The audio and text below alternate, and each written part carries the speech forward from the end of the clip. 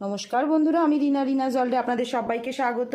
আজকের আপনাদের সঙ্গে যে রেসিপি শেয়ার করব, নামমাত্র মশলা দিয়ে লাউয়ের দুটো রেসিপি, লাউ আর বড়ি দিয়ে একটা নিরামিষ রেসিপি, লাউ আর বড়ির ঘন্ট রেসিপি, পোস্ত ছড়িয়ে লাউয়ের খোসা ভাজা, গরম ভাতের সঙ্গে বা রুটির সঙ্গে এই রেসিপি বানিয়ে ফেলতে পারবেন।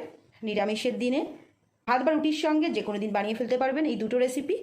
গরমের দিনে কম মশলায় বানানো এই সুস্বাদু দুটো রেসিপি অল্প সময় বানিয়ে ফেলতে পারবেন। রেসিপির ভিডিওটা দেখে নিন, আশা রাখছি ভিডিওটা দেখে আপনাদের ভালো লাগবে। ভিডিওটা দেখে ভালো লেগে থাকলে লাইক, কমেন্ট, শেয়ার করতে ভুলবেন না। নতুন বন্ধুদের সাবস্ক্রাইব করার জন্য অনুরোধ রইল, পুরাতন বন্ধুদের অনেক ধন্যবাদ পাশে থাকার জন্য। দেখে নিন কম মশলায় বানানো লাউয়ের দুটো রেসিপি। লাউ ঘন্ট বানানোর জন্য আমি এখানে একটা লাউকে সরু এবং লম্বা করে কেটে নিয়েছি। কেটে ভালো করে ধুয়ে পরিষ্কার করে নিয়েছি। এখানে আমি লাউয়ের খোসাটাকেও ফেলে দিইনি, এটারও একটা রেসিপি করে নেব। লাউয়ের খোসা ভাজা সরু এবং পাতলা করে কেটে নিয়েছি। লাউয়ের খোসা এবং লাউ দুটোই কেটে ধুয়ে ভালো করে পরিষ্কার করে নিয়েছি। এবার পরবর্তী স্টেপে চলে যাব। প্রথমে আমি লাউয়ের খোসাটা ভেজে নেব। তার জন্য আমি একটা প্যান বসিয়ে নিয়েছি। দিয়ে দেবো একটা শুকনো লঙ্কা আর দিয়ে দেবো সামান্য কালো জিরে। ফোড়নটা ভালো করে নেড়ে চেড়ে নেব।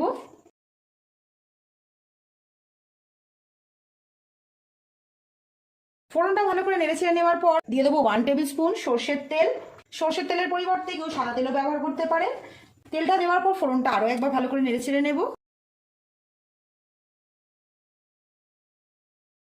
ফোড়নটা ভালো করে নেড়ে ছেড়ে নেওয়ার পর দিয়ে দেবো কেটে ধুয়ে রাখা লাউয়ের খোসাগুলো।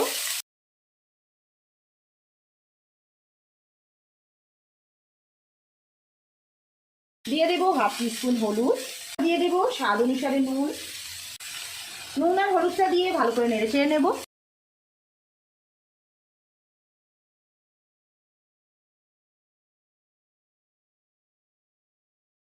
নুন হলুদ দিয়ে ভালো করে নেড়ে ছেড়ে নেওয়ার পর এবার গ্যাসের ফ্লেমটা লোতে রেখে একটা ঢাকা দিয়ে রাখবো খোসাগুলো একটু নরম হওয়ার জন্য।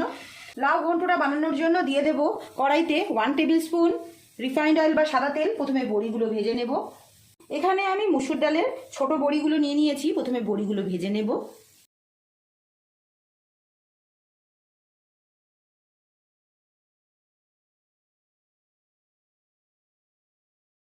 ভাজা হয়ে গেছে, তুলে নেব। বড়িগুলো ভেজে তুলে নেওয়ার পর ওই তেলের মধ্যে দিয়ে দেবো আরও 1 টেবিল স্পুন রিফাইন্ড অয়েল বা সাদা তেল। সাদা তেলের পরিবর্তে কেউ সর্ষের তেল ব্যবহার করতে পারেন। দিয়ে দেবো দুটো শুকনো লঙ্কা আর দিয়ে দেবো হাফ টিস্পুন কালো জিরে। দিয়ে দেবো দুটো শুকনো লঙ্কা আর দিয়ে দেবো হাফ টিস্পুন পাঁচফোড়ন।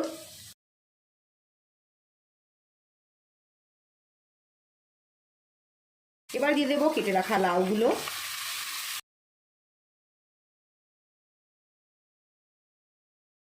দিয়ে দেবো হাফ টিস্পুন হলুদ আর দিয়ে দেবো স্বাদ অনুসারে নুন আর হলুদটা দিয়ে ভালো করে নেড়ে ছেড়ে নেবো। তারপর একটা ঢাকা দিয়ে রাখবো।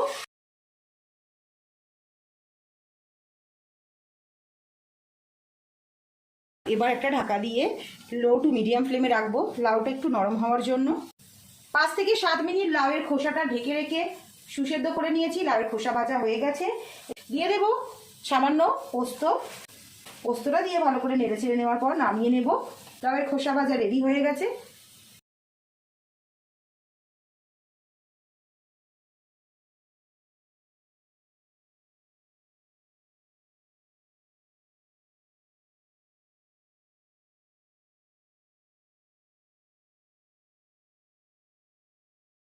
মিডিয়াম ফ্লেমে 5 মিনিট ঢেকে রাখার পর লাউটা নরম হয়ে গেছে, জল রিলিজ করেছে।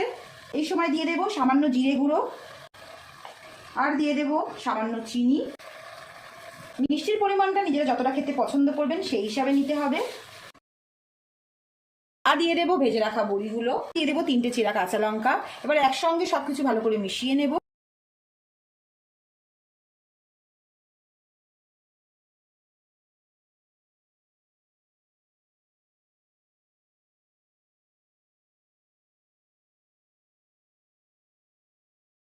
সবকিছু ভালো করে মিশিয়ে নেওয়ার পর আবারও ঢেকে রাখবো 5 থেকে 7 মিনিট মিডিয়াম ফ্লেমে।